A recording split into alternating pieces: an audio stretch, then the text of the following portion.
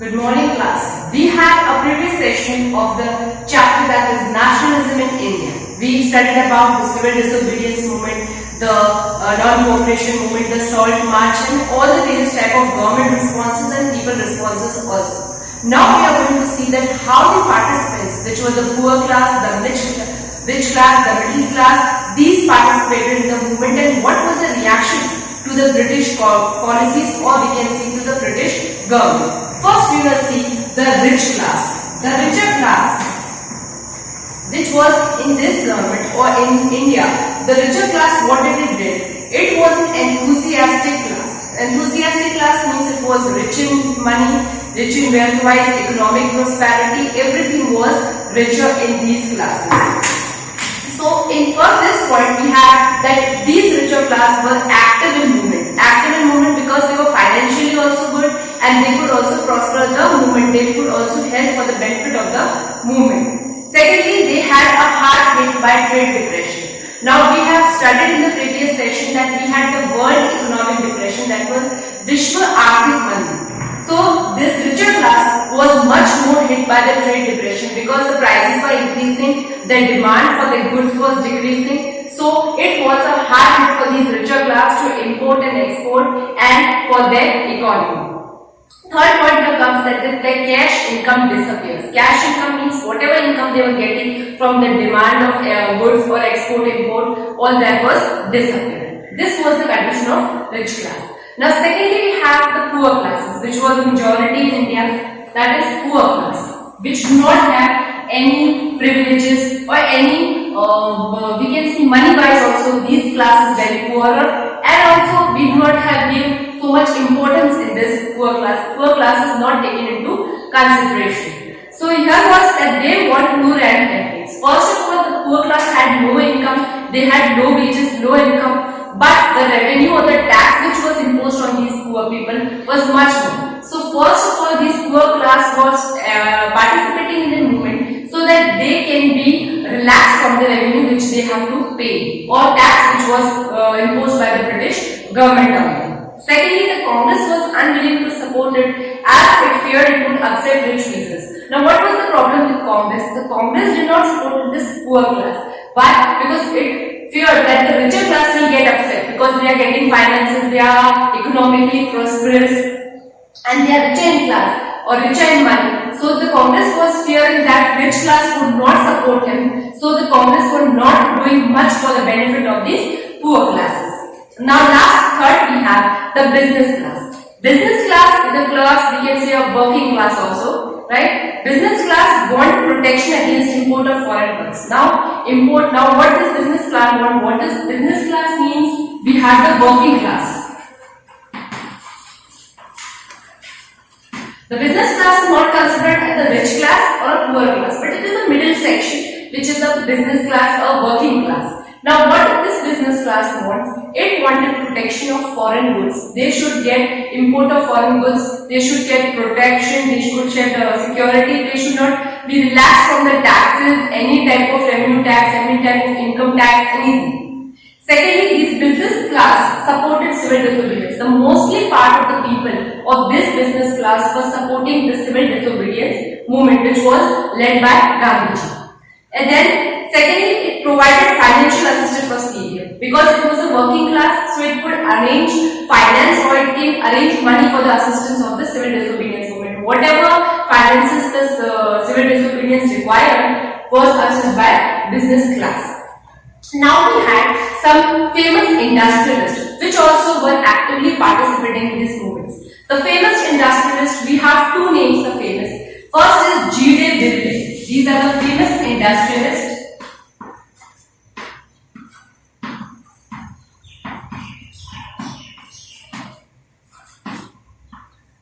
First name is G.D. Birla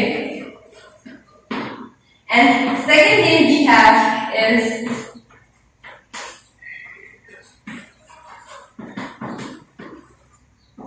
Vinshruttam Thakurdas. These were the famous and the big industrialists which could finance the civil disobedience movement. Firstly, there were many organizations which were set up for the industrial sector, for trade sector and for commerce sector.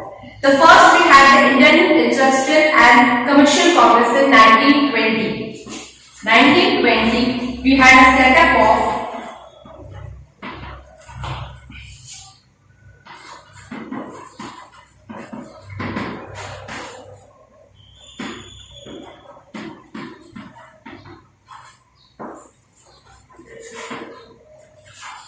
So these famous industrial, what they did, they started various organizations. That was in 1920 we had Indian Industrial and Commercial Congress, a congress was set up which was seeing or looking after the industrial sector, the commercial sector. Secondly, we had in 1927 that was Federation of Indian Chamber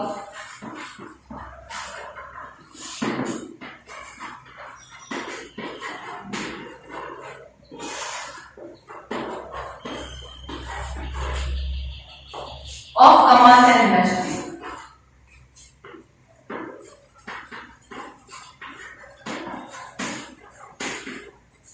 Now we can see that these two parts, that is the Indian Industrial and Commercial Congress and the Federation of Indian Chamber of Commerce and Industry, this was focusing on the industrial and the commercial part, because these were led by the famous industrialists. So they were seeing their benefit, right? So these organizations were set up for these industrialists or for the industrialization of Indian economy. Now these were the reasons and these were the people who were participating in these movement. Now what was some apprehensions, some we can say lost influence of these business class? We are going to have some reasons here that why business class was starting favoring this CDM. First we understood that it was actively participating in civil disobedience movement. Secondly, it was financially assisting CDM, that was civil disobedience movement. But now what were the reasons for this? The business class were taking his band back off. So there were some reasons so that business class was taking the hand off the civil disobedience movement. Now what were the reasons? You see one by one. First was the failure of round table conference. We know that they had a round table conference where Gandhiji and Lord Irwin, all they started discussing, they had debates, but the business class, with the business class, the economic problems or the problems which business class was facing, not taken into consideration into the round table conference, and the round table conference failed because of some reasons. So first reason for this business class was that the failure of round table conference, because their importance or we can see their benefits were not taken into consideration into round table conference. Secondly, it was worry about prolonged disruption of business. That was resulted with world economic depression. We had world economic depression, and just because of this, the business was also disrupting day by day, or it was decreasing day by day. Now third was the growing influence of socialism among young members of Congress. Now what these young members of Congress started doing? They started making a feeling of socialism among all the members. They started creating a feeling of socialism. So just because of this reason, these classes or these people were getting divided among themselves. Now we had the business class, rich class, poor class. We saw the reasons also. Now we are going to see the industrial working class. Okay. Now what was the problem of these industrial class? First of all, they were getting low wages. Whatever labor they were providing, they were getting low wages. And secondly, their poor working conditions. They were working in a poor condition. Right? Then there were some participants in Chota Nagpur also, like mine workers, we had railway workers, dock workers. These also were the participants in the civil disobedience movement. Now what was the perspective of Congress? Now we saw the rich class, poor class, business class, industrial, working class. Now we are only talking about the men. What was the problem with women? Okay, so perspective of Congress was symbolizing the presence of women. That women should be presented in a symbolic way, not in a real way or an active way. Secondly, Gandhiji also believed that beauty of woman is to become a good mother and a good wife. She should only look about her household, not looking about the political structure. Right? So here we had women participation, which meant that the sacred duty is to serve the nation. They can also do something for the nation. So the women also wanted to participate in this movement as much as they can. Secondly, the women, now some participants were there, but not of the poor classes, but only of the richer classes or the landlords. Okay, the wives of the landlords, the the daughters of the landlords, these were only actively participating in this movement. The women from the poor class or the middle class were not a part of the civil disobedience movement. So here also we had protest marches.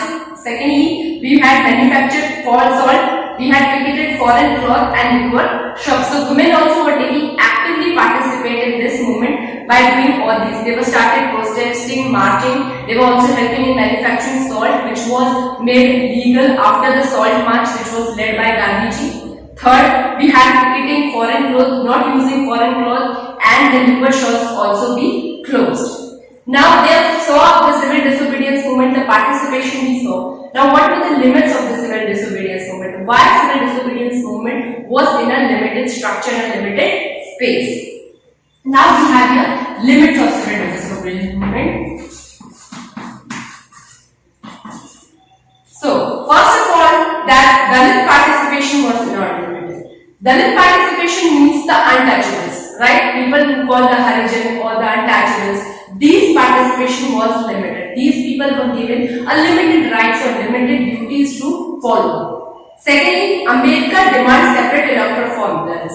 Now for these Dalits, which were also called as untouchables, Dr. B.R. Ambedkar done much for him. What he was demanding? He was demanding separate electorates for these Dalits, that they should also have the right to vote. They should also get separate electorates.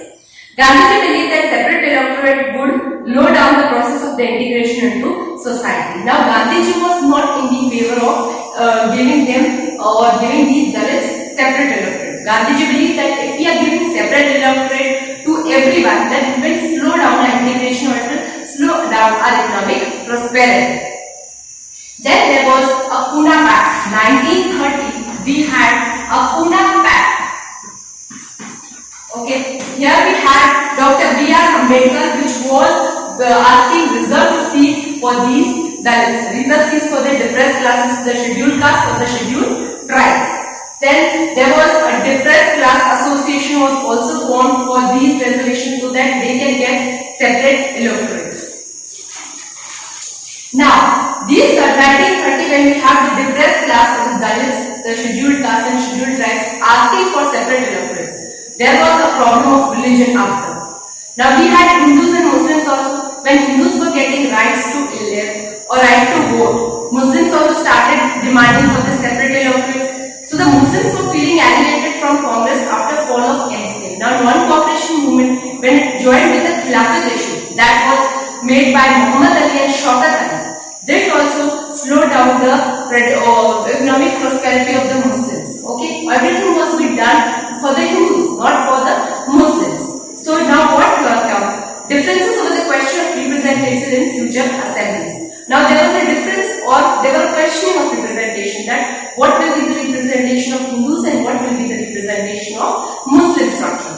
So here we had a Hindu Bhasha cell. Now in this, each community organized religious procession. There were Hindu-Muslim communal clashes. Now these different religions, what they started the communal processions, they started their communal celebrations. Now just because of these processions and celebrations, what happens? Hindu-Muslims start fighting. Atmosphere of suspicion and distrust between the communities. Now this clash or this distrust, what it did? We started overlooking each other, we started suspicion, means we have started talking bad of each other, and Hindu-Muslims were in a clash. So here Hindu Mahabhasha, that was M.R. Jaikar 1928. 1928, M.R. Jaikar, our main name. In the Hindu Mahabhasha,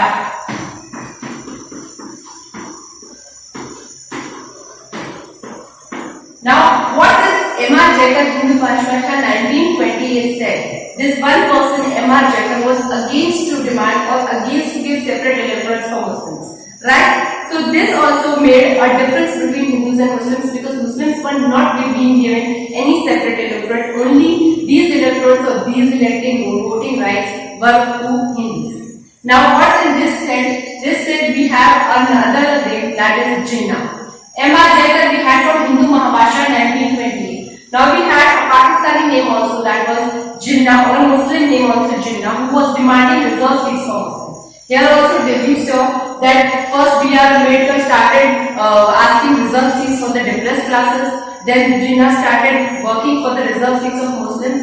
So as the movement went on, the demanding of reserve seats increased day by day for depressed classes also, for Muslims also. Right? Then we have the last topic here, that is sense of collective belonging. Now, we saw the civil disobedience movement, we saw the non-cooperation movement, the salt march, the Khilafat issue. Now, what was the sense of collective belonging means? What is a feeling which brings all the people of the nation together? So, there is a sense of collective belonging so that we can feel from each other belonging.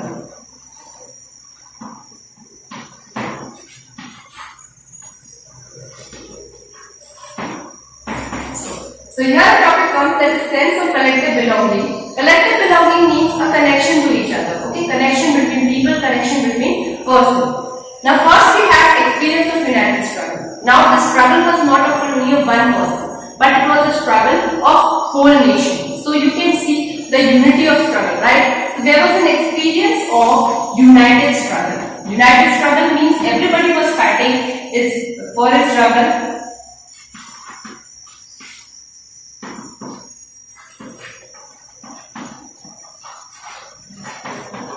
This point is experience for united struggle. United struggle means it was not only one person's struggle but united nation as a whole. A full nation was experienced struggling for their demand for their rights.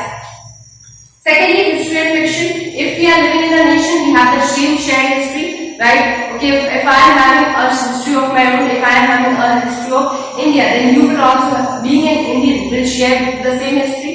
So here we have the second point, that is history and fiction. Fiction means story tales. Okay. History and fiction. History means we have the sharing history, and fiction means the stories related to the history of India. Then third we have the folklore and songs, the patriotic songs, the national anthem, the national song. We have all the same thing.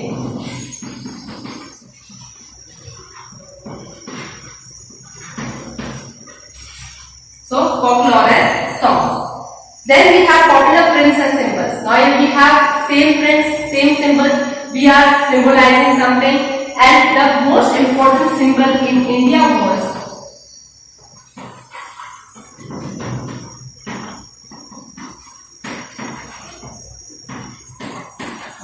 the most important symbol of India is Bharat Mata. Bharat Mata is the image of a woman lady, which is symbolizing our whole country, that is India. So it was made by Bankim Chandra Chatterjee.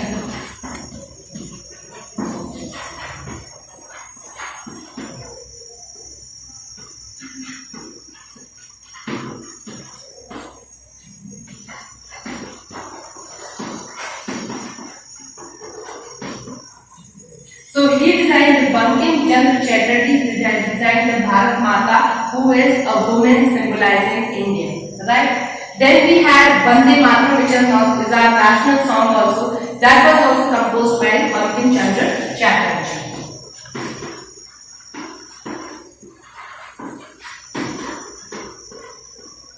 So these were the two things that was composed by Bankim Chandra Chatterjee. First was the image of Bharat Mata, and secondly the Vande Mataram, the national song of India. Then we had Rabindranath also here. Rabindranath Tagore collect ballads, nurseries, rhymes, myths.